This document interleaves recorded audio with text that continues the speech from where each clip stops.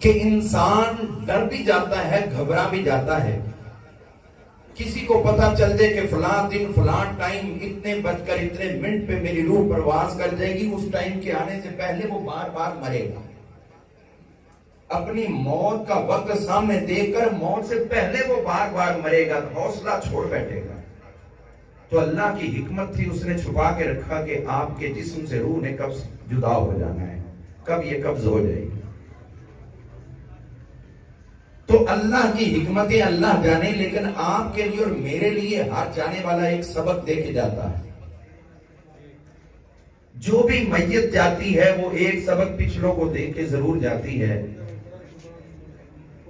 کہ میں جا رہا ہوں، پیچھے رہنا تم نے بھی نہیں ہے۔ آج اگر مجھے چارپائی پہ لٹا کے تم کاندھوں پہ اٹھا رہے ہو، اگلا اعلان ہوگا یہ جو ہوا ہے کہ اتنے بج کر اتنے منٹ پہ جنازہ ہے، تو یہ اعلان آخری اعلان نہیں ہے، اس کے بغیر بھی اعلان ہو۔ اور وہ اگلا اعلان کس کا ہونا ہے وہ نہ آپ کو پتا ہے نہ مجھے پتا ہے۔ جس کا بھی اعلان ہونا ہے، تو کیا ہمیں جب پتا نہیں ہے کہ اگلا اعلان کس کا ہونا ہے، تو ہم نے اس اعلان سے پہلے کی جو تیاری ہو سکتی تھی کیا ہم نے وہ کر لی؟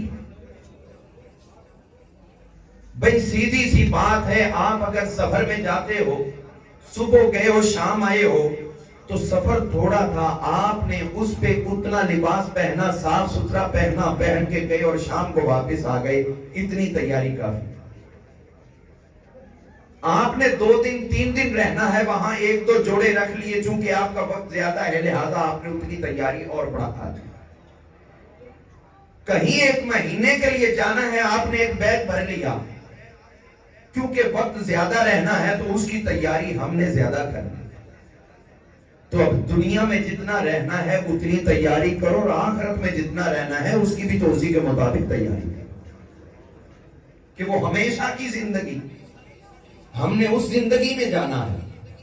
ہم نے تو یہ سمجھ لیا کہ یہ زندگی شاید آخری زندگی ہے، اس کے بعد اور کچھ نہیں ہے، پر میں نہیں۔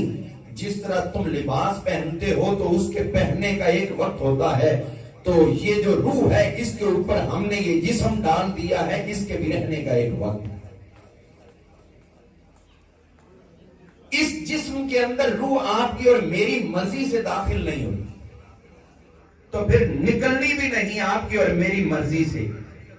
ہاں، جو اپنی مرضی سے اس جسم سے روح کو نکالتا ہے اسے خودکشی کہا جاتا ہے، یہ حرام موت ہوتی ہے، دائمی عذاب کی علامت ہے۔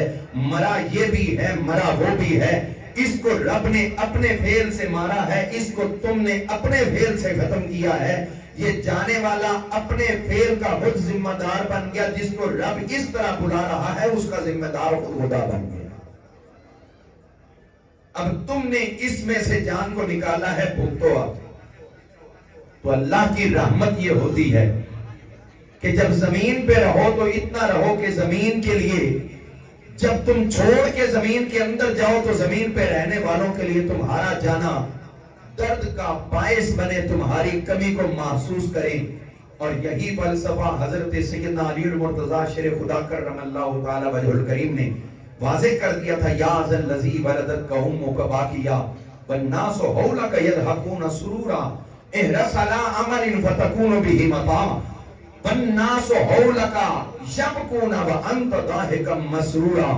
اے وہ انسان کہ جب تو دنیا میں آیا، اس حال میں آیا کہ تو چارپائی پہ لٹایا گیا، اس کیفیت میں تھا، تو رو رہا تھا، تیرے ارد گرد تیرے رشتہ دار آ رہے ہیں تجھے دیکھ کے ہنس رہے، تو رو رہا ہے وہ ہنس رہے، لیکن احرص علی عمل فتکون بہ مطاع۔ اب تم اعمال صالحہ کرنے میں اتنے حریص ہو جاؤ، اتنے اچھے اعمال کرو، اتنے اچھے اعمال کرو کہ جب موت کا وقت آئے تو اس حالت میں آئے کہ جب تم دنیا سے جا رہے ہو، احرص علی عمل فتکون بہ مطاع والناس حولک یبکون وانت ضاحک مسرورا، کہ تو دنیا سے جا رہا ہو، لوگ تیرے گرد جمع ہو کے رو رہے ہو، تو دنیا سے ہنستا ہوا رخصت ہو رہا۔ 2 بھائی تھے تابعین، صحابہ کی زیارت رکھنے والے، ان کی شاگردی کرنے والے. ایک کا نام ربی بن حراش تھا اور ایک ربعی بن حراش تھے. یہ دونوں بھائی تھے اور یہ دور صحابہ کی بات کر رہا. ربی اور ربعی انہوں نے آپس میں بھائیوں نے ایک وعدہ کیا کہ اب ہم نے دنیا میں رہ کے خوشی نہیں کرنی، یہ تو عارضی خوشیاں ہیں.